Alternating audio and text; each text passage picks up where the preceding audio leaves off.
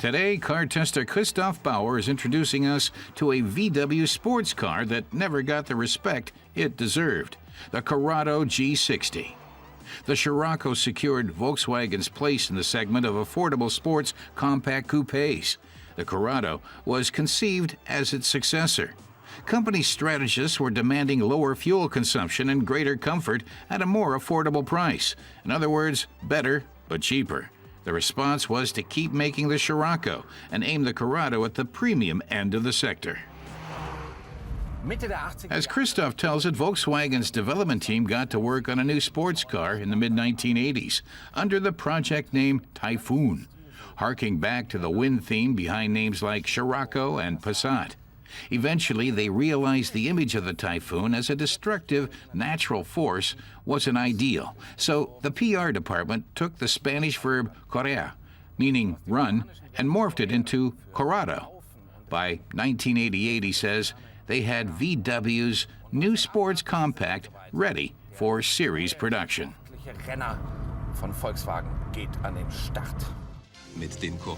A TV ad introduced the Corrado as Volkswagen's first real sports car. The new model's interior was adapted partly from the new Passat 3, while much of the platform technology was taken from the second-generation VW Golf. The modular design ensured high quality while keeping assembly costs down.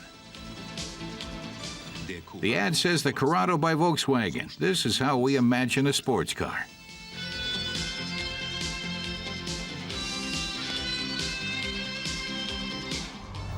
Christoph explains the VW added a few technological highlights into the Corrado mix, hoping to create a marketing image of the Corrado as a high-tech vehicle.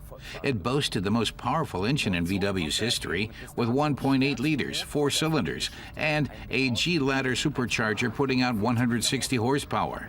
And to keep all 4 wheels on the ground, it was graced with a retractable rear spoiler, like the new Porsche 911.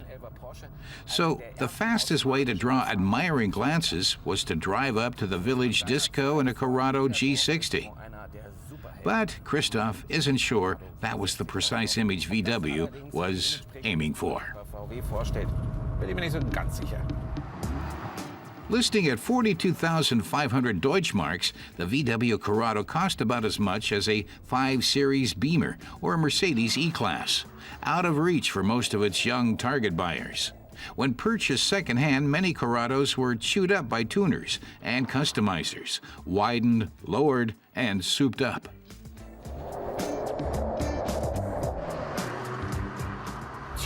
Christoph doesn't think the new Corrado G60 needed any of that. A car reviewer once wrote, between 1,500 and 6,300 revs, it moves ahead at near relentless speed. This was mainly because the G-ladder scroll-type Supercharger gave the car plenty of pickup at lower rev bands. It leaped from 0 to 100 kilometers per hour in 8.3 seconds, topping out at 225. Incredibly fast for a front-wheel drive at that time.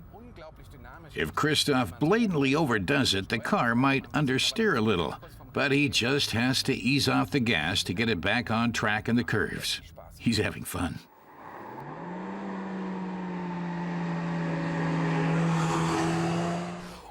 Christoph knows that at the time, VW's marketing department was very proud of the new rear spoiler concept. It extends automatically when the speed hits 120 kilometers per hour. And when you drive down to the ice cream parlor and want to flaunt it a little, you can put it up manually. But in other respects, the Corrado's look reflects many elements of VW's design language in the 1990s. Clear lines, smooth surfaces, and rounded corners. A little boring, in Christoph's view. Optically, he definitely wouldn't call it a milestone. The compact VW Corrado made up for its pedestrian design with extra practicality. The big hatchback allowed easy access to the spacious cargo space. The rear seats accommodated 2 adult passengers, and the generous standard equipment package was unmatched at the time, with ABS, power steering, sport seats, thermal insulated glass, and heated wing mirrors.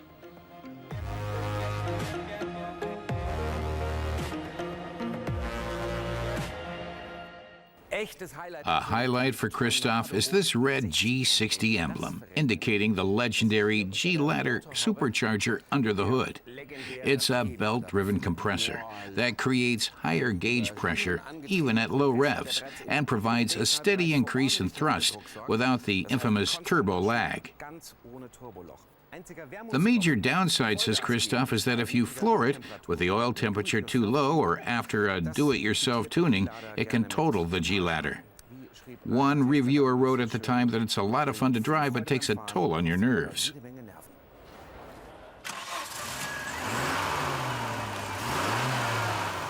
The turbocharged 1.8-liter four-cylinder engine puts out a very respectable 160 horsepower.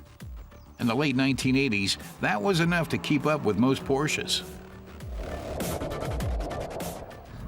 Christoph tells us that VW was very proud of its new showcase car, but it didn't achieve the hoped-for market success, even if the practical four-cylinder aspirated engines and somewhat more impressive VR6 would have satisfied most demands. Only about 97,000 Corrados were ever built, way too few by VW standards. In the end, the Corrado's high price were its doom, but not before it had set new benchmarks as a practical, high-quality sports car with robust standard technology that was nearly unparalleled at the time.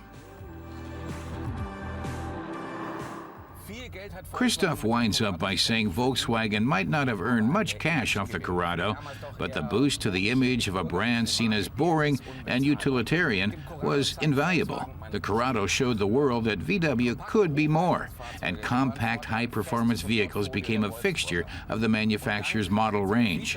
Special features like the G-ladder and the automatic rear spoiler keep the Corrado on classic car fan radar even now. He says it was definitely a milestone in automotive history. But a long time would pass before the Corrado had an official successor, 12 years to be exact. In 2008, Volkswagen finally rolled out another sports coupe in the Corrado spirit, but they decided to call it the new Scirocco.